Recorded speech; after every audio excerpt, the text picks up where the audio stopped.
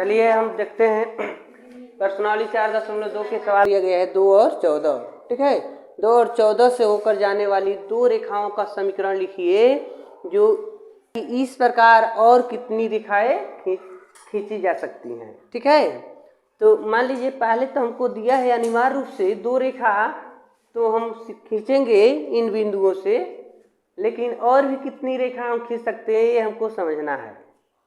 ठीक है, तो हम अगर देखें यहाँ पर तो x का मान जो आगे अगर नंबर दिया है, मान लीजिए 2 और 14 दिया है, तो x की वैल्यू 2 और y की वैल्यू 14 है, यानी x के मान 2 है, y के मान 14 है।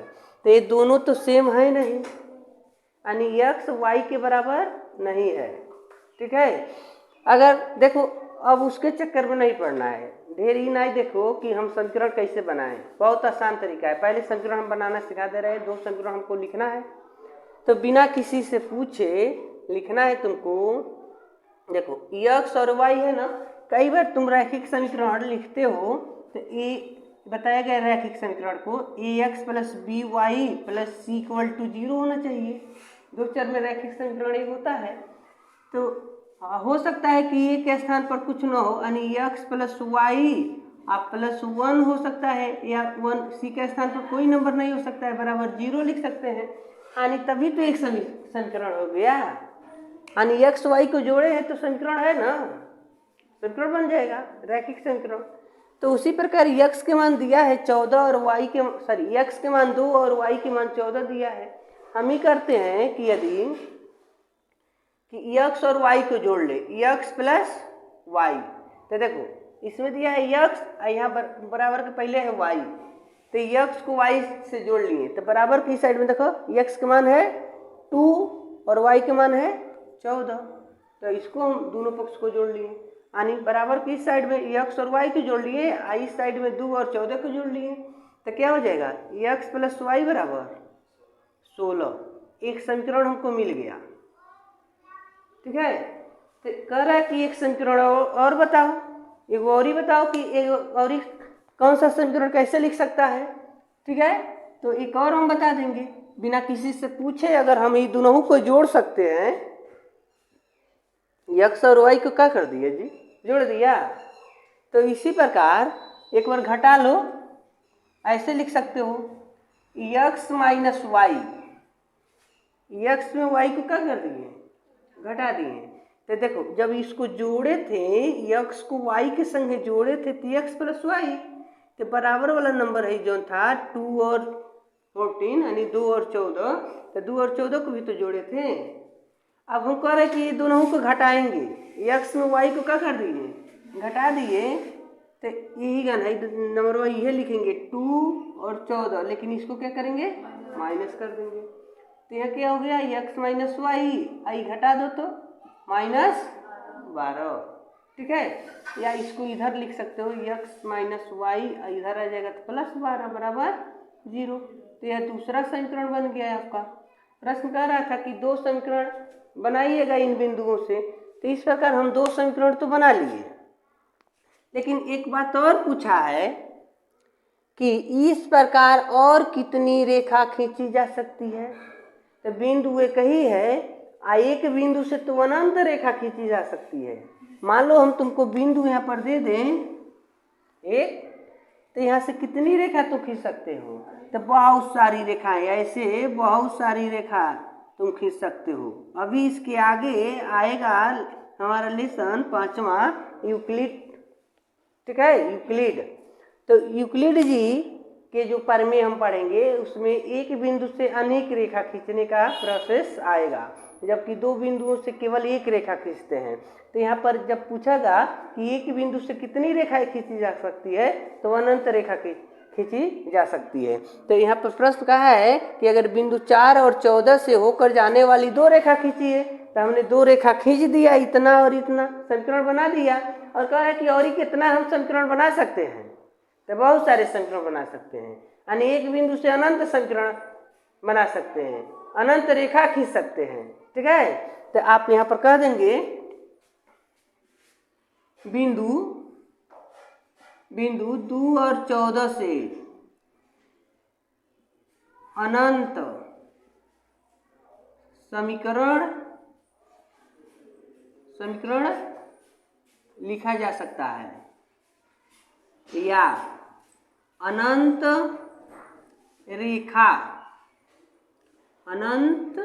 रेखा खींचा जा सकता है। ठीक है, ऐसे इस प्रश्न का सलूशन हमने प्राप्त कर लिया। आप अपने इच्छा अनुसार अगर इधर 2 से 5 से किसी भी नंबर से इसमें गुणा करेंगे तो इधर भी गुणा कर सकते हैं, मान में कोई परिवर्तन नहीं होगा। तो इस प्रकार इस सवाल का सलूशन हो गया। हम अगले प्रश्न को देखेंगे। इसमें कि बिंदु 3 और 4 समीकरण इतना मतलब 3y = ax + 7 में a का मान ज्ञात कीजिए। यानी एक बिंदु दिया गया है 3 और 4, तो कह रहे समीकरण जो हमारा है, हमारे पास यह समीकरण दिया गया है, तो इसमें a का मान क्या है उसको ज्ञात करिए। तो a के मान ज्ञात करने के लिए हम क्या करेंगे, लिखेंगे 3, 4 को समीकरण क्या है 3y = ax + 7 में रखने पर, ठीक है। तब क्या रखोगे, तो 3, 4 का मतलब क्या है, तो x = 3 है और y = 4 है। तो जो समीकरण हमारा है इसमें हम x के जगह पर 3 रख देंगे और y के जगह पर 4 रख देंगे, तो a का मान हमको मिल जाएगा। तो देखो, तो 3y = ax + 7, तो देखो 3 गुणे y का मान क्या है 4, तो यहाँ रख देंगे 4। x के जगह पर 3 + 7। अब देखो 3 चौके 12 और a तिहाई 3a, ठीक है।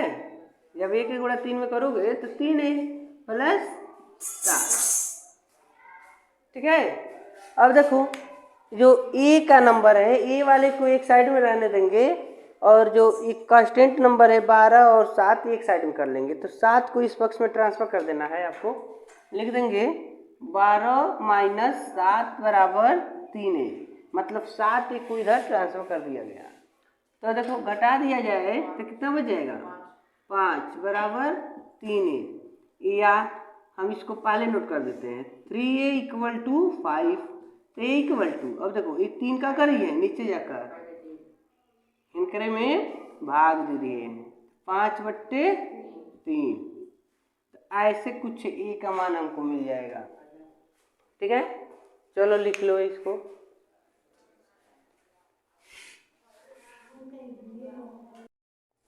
देखिए प्रश्न नंबर 4, तो इसमें कह रहा है, चौथे प्रश्न में कह रहा है कि एक नगर में टैक्सी का किराया निम्नलिखित है। अब देख रहे हो कि टमटम चला रहे हैं सब छम छम, टमटम चल रहा है छम छम, मतलब ले लिए हैं सब ई रिक्शा और कहीं गली में दौड़ा दे रहे हैं सब। तो उसका कंडीशन है चलाने का, कह रहा है कि पहले किलोमीटर का किराया 8 रुपया है। जो टमटम चला रहा है तो उसका कह रहा कि 1 किलोमीटर लिया जाएंगे तो 8 रुपये लेंगे, ठीक है, या 1 किलोमीटर से कम में अगर हमको लिया जाओगे तब भी 8 रुपये लेंगे, या हमारे टमटम में बैठ कर उतर जाइए तब वो 8 रुपया ले। मतलब आप हमारे जो टैक्सी है उसमें बैठेंगे, आप कुछ दूरी पर जाकर उतर जाएंगे तो 8 रुपये हमको किराया उसका चाहिए, या 1 किलोमीटर की दूरी तय कर लेते हो तब भी 8 रुपये हमको चाहिए। लेकिन कह रहा है कि उसके बाद की दूरी के लिए प्रति किलोमीटर का किराया 5 रुपया है। मतलब 1 किलोमीटर तूने तय कर लिया और उसके बाद कह रहे हो कि भाई हमको 2 किलोमीटर लिया चलो, तो 1 किलोमीटर की 8 रुपया फिक्स है और अगले किलोमीटर के लिए 5 रुपये भाड़ा लगेगा, और 1 किलोमीटर जाओगे तो और 5 रुपया बढ़ जाएगा। जैसे दूरी बढ़ती जाएगी तो आपका प्रति किलोमीटर 5 रुपये की दर से भाड़ा बढ़ता जाएगा। कह रहा है कि यदि तय की गई दूरी x किलोमीटर हो, कोई व्यक्ति अगर टैक्सी में बैठ कर जाता है तो कितना दूरी तय करता है, x किलोमीटर की दूरी तय करता है। तो कह रहा है कुल किराया y रुपये हो तो रैखिक समीकरण लिखिए और इसका आलेख बनाइए। ठीक है, तो इसको हम कैसे दर्शाएंगे, पहले इसको समझना है। कह रहा है कि पहले किलोमीटर का भाड़ा, पहले किलोमीटर का भाड़ा या किराया लिख सकते हो। ठीक है, 8 रुपये। आप उस टैक्सी में बैठ के उतर जाते हो तो कहेगा कि हमारे टैक्सी में बैठ गया है ना, 8 रुपया दो। अच्छा, या 1 किलोमीटर चलो तो 8 रुपया दे देना, लेकिन भाई 8 रुपये देना है। या आधे किलोमीटर जाके उतर जाओगे तभी 8 रुपये। तो कह रहा है कि पहले किलोमीटर का भाड़ा 8 रुपये, लेकिन 1 किलोमीटर फिक्स करने के बाद अगर दूसरे किलोमीटर दूरी तय करते हो, 2 किलोमीटर जाते हो, तो आपको कितना भाड़ा देना होगा। मान लीजिए कोई व्यक्ति यहाँ बैठ गया, 1 किलोमीटर की दूरी तय किया। ठीक है, 1 किलोमीटर तो 8 रुपये देगा, लेकिन ये बैठले बैठले 2 किलोमीटर चल गई ने, तो यहाँ से यहाँ तक के लिए 8 रुपया लगा, और इतना दूरी 1 किलोमीटर तय करने के लिए 5 रुपये, और 1 किलोमीटर चले जाओगे तो और 5 रुपये बढ़ जाएगा, और 1 किलोमीटर बढ़ जाओगे तो और 5 रुपये बढ़ जाएगा। लेकिन पहले किलोमीटर के लिए कितना रुपये देना है, 8 रुपये। उसके बाद 1 किलोमीटर बढ़ोगे तो 5 रुपया और बढ़ेगा, और 1 किलोमीटर बढ़ोगे तो 5 रुपये और बढ़ जाएगा, यानी अगले किलोमीटर के लिए 5 रुपये बढ़ जा रहा है। ठीक है, तो इसके अनुसार कह रहा है कि यानी दूसरे या अगले लिख सकते हैं, अगले प्रति का मतलब हर 1 किलोमीटर। ठीक है, प्रति किलोमीटर का भाड़ा बराबर 5 रुपये। ठीक है, 5 रुपये, हर 1 किलोमीटर के 5 रुपया देना है। अब देखिए, तो यहाँ पर हम ऐसे कर देंगे, और भी दिया है कि कुल दूरी बराबर x किलोमीटर। कोई आदमी कितना किलोमीटर दूरी जा रहा है, x किलोमीटर, तो क रुपया देगा भाई। कुल भाड़ा है y रुपये। x किलोमीटर जाने के बाद वो कुल कितना दिया, y रुपये। ठीक है, तो इसको समीकरण के रूप में हमको कन्वर्ट करना है, रैखिक समीकरण के रूप में इसको। तो देखिए, इसको हमको रैखिक समीकरण के रूप में कन्वर्ट करना है। तो अगर सपोज करो कि अगर कोई व्यक्ति 5 किलोमीटर दूरी तय करता है, कुल कितना दूरी तय करता है, 5 किलोमीटर, तो या हम कहीं जाते हैं कि 5 किलोमीटर जा रहे हैं, तो 5 किलोमीटर जा रहे हैं तो कुल क रुपया हमको देना होगा। तो पहले देखो, 5 किलोमीटर में से 1 किलोमीटर तो तुम अलग कर लो और 4 किलोमीटर अलग कर दो, तो 1 किलोमीटर के क रुपया भाड़ा देना है, 1 गुणे 8।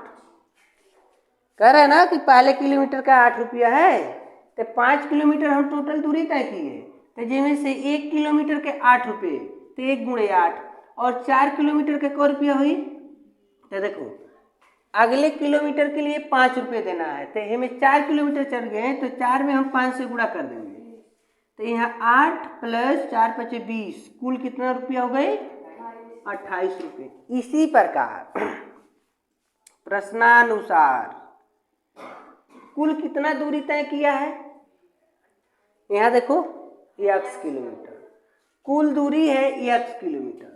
तो ये बताओ, x किलोमीटर कुल दूरी है, तो जैसे हमने यहाँ लिया था कुल दूरी 5 किलोमीटर, तो हम पैसा इसको देने वाले थे, तो इनमें से 1 किलोमीटर अलग किए और बाकी अलग किए ना, तो उसी प्रकार कुल दूरी x है, तो इसमें से 1 किलोमीटर तुमको अलग करना है। ठीक है, तो 1 किलोमीटर कैसे अलग हुई, तो देखो यहाँ से लिख दो 1 अलग प्लस इसको लिख दो -1। देखो हई x -1 1 नंबर कम कर दिए। अगर तुमको 5 को तोड़ना था तो 1 अलग लिखे हो और इसको 4 लिखे हो, ताकि ये दोनों नंबरों को जोड़ोगे तो 5 होना चाहिए था ना। तो उसी प्रकार हमने कुल दूरी लिया x, तो x को हमने तोड़ा 2 भागों में, ताकि 1 किलोमीटर अलग हो जाए, क्योंकि 1 किलोमीटर को हमको कितना रुपया भाड़ा देना है, अब बाकी जितना बची में हम 5 से गुणा कर दें, 5 से 5 रुपया न किलोमीटर प्रति देना है। तो हम इसको दो भागों में तोड़ नहीं पा रहे थे, तो कैसे टूटा, 1 प्लस एक्स माइनस, है दोनों को जोड़ने पर x हो जाए चाहिए, जैसे है दोनों को जोड़ने पर 5 होना है, तो उसी प्रकार इन दोनों नंबरों को जोड़े तो क्या हो जाना चाहिए, क्या हो, जोड़ कर दिखाते हैं, 1 प्लस एक्स माइनस 1, 1 से 1 कट जाइए, आई प्लस है माइनस है ना, तो कट जाइए तो एक से ना बची हैं, तो इसीलिए हमने क्या किया, 1 अलग लिख दिया और दूसरा पार्ट अलग लिख दिए। अब यहाँ पर आ जाओ, 5 को दो भागों में तोड़े थे, तो एक यहाँ पर है, इसका 4 यहाँ पर लिखे थे ना, तो एक में किससे गुणा किए हैं, कहाँ है, 1 किलोमीटर के लिए 8 रुपया देना है ना, तो 8, तो इसमें 1 किलोमीटर के लिए 1 रुपया देंगे, 8 से गुणा कर दो। और यहाँ देखो, यहाँ पर 4 में क्या है, 5 से गुणा करनी है, 1 किलोमीटर के लिए 5 रुपया, अगले 1 किलोमीटर के लिए, तो हमारा अगला किलोमीटर इतना ना है x माइनस 1, तो इसमें हम किससे गुणा करेंगे, 5, ठीक है। अब रहो, इन दोनों को जब गुणा करनी है तो 8 एकम 8 4 5, तो दोनों को जोड़े हैं तो क रुपया हुआ। तो उसी प्रकार ये कुल दूरी इतना तय करने में तो भाड़ा कुल कितना दे ले बने, y रुपये, तो इन दोनों वही भाड़ा ना हो गया, 1 किलोमीटर के लिए 8 रुपया और x माइनस 1 किलोमीटर के लिए 5 रुपये, तो इसे गुणा करेंगे ना, तो कुल भाड़ा को हम जोड़ लेंगे तो कुल कितना रुपया हो जाएगी, y रुपये, कुल क्या हो गया, पैसा हो गया, रुपए में हो गया, ठीक है। तो यहाँ देखिए, अब गुणा करो तो 8 कम और प्लस कोष्टक टूटेगा तो 5 इनसे गुणा करिए, तो 5 x और 5 करने 5 1 से गुणा करेगा तो माइनस बराबर, और देखो -5 और प्लस 8, एक पास कर दो, 8 माइनस 5 और प्लस है लिखना है 5 x बराबर, तो 8 में 5 घटा दो 3 प्लस 5y, सॉरी 5y नहीं 5x ना है, तो 5x अब बराबर y, तो काम करो y को इधर कर दो, इस पक्ष में ला लो, तो 3 प्लस 5x इधर आएगा तो माइनस y बराबर, या 3 को है 3 को उधर पलटी कर दे तो ऐसे लिख सकते हो 5x माइनस y बराबर, एक हिन्ने कर सकते हो -3, ये क्या बन गई आपके, समीकरण बन गई। प्रश्न कह रहा था कि जो ये इक्वेशन दी गई है इसको एक रैखिक समीकरण में व्यक्त कीजिए। तो कोई टेम्पू चलाने वाला व्यक्ति 1 किलोमीटर के लिए, पहले किलोमीटर के लिए 8 रुपया लेता है और उसके बाद कह रहा है कि आगे जाओगे तो 5 रुपया बढ़ता जाएगा, तो उसके प्रकार उसके अनुसार कुल दूरी x किलोमीटर गया तो कुल कितना रुपया कमाया, y रुपये। तो इसके मुताबिक इस प्रकार अगर सॉल्व किया गया तो 5x minus Y equal to -3 आपको क्या मिल गया, ये 2 चर में रैखिक समीकरण प्राप्त हो गए, ठीक है। इसको हम इस प्रकार सॉल्व कर सकते हैं। अगले प्रश्न को देखेंगे।